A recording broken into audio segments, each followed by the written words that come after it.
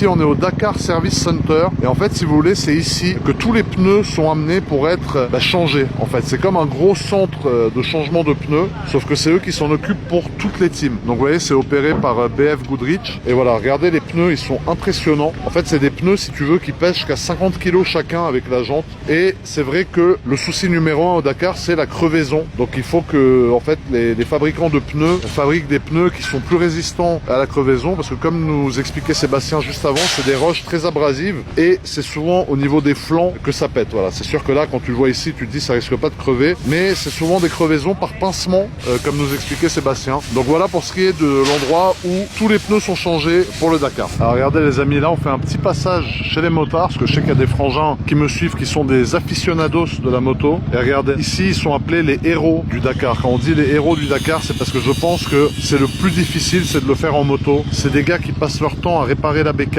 Ils dorment 4 heures par nuit, ils font des 400 km par jour dans le sable en moto. Je sais pas si vous imaginez ce que c'est que de faire 400 km par jour avec une moto comme ça, frérot. À mon avis, ça te réveille. J'ai beaucoup de respect pour ces gens-là parce que c'est des vrais aventuriers là pour le coup. Tu vois, t'as tous les compteurs qui sont comme ça, t'as la moto qui est là, qui est tout simplement impressionnante. Et si tu veux, l'organisation du Dakar s'engage à leur transporter une mallette, une malle comme ça, par personne, c'est-à-dire par moto. Voilà, ça c'est toutes les affaires du motard qui possède cette moto-là. Et ben, il a toutes ces affaires qui sont là et l'organisation transporte seulement ça. Sinon ils font tout le Dakar avec les motos comme ça, avec les petits échappements à CRA, frérot, comme on met sur les voitures ou sur la jeune GS. Et voilà, c'est impressionnant. Franchement, la moto dans le Dakar, c'est tout simplement fou, quoi. Regarde-moi ça, incroyable. Et regardez ça, c'est là où du coup ces gens-là dorment pendant tout le rallye. Alors en fait ce qu'il m'expliquait, c'est que déjà ils conduisent à peu près entre 10 et 14 heures par jour. Ils doivent s'occuper de leur mécanique, ils doivent s'occuper de tout, sauf le transport de la malle du coup et des pneus qui est assuré par l'organisation. Et après les gars, regarde-moi où ils dorment, dans des tentes pendant toute la durée du Dakar. Est-ce que tu imagines faire plus de 1000 km par jour en moto dans ces conditions-là et dormir au final dans des tentes comme ça, regarde, avec toutes leurs affaires. Alors je parle pas très fort parce que peut-être qu'il y en a qui dorment, je sais pas.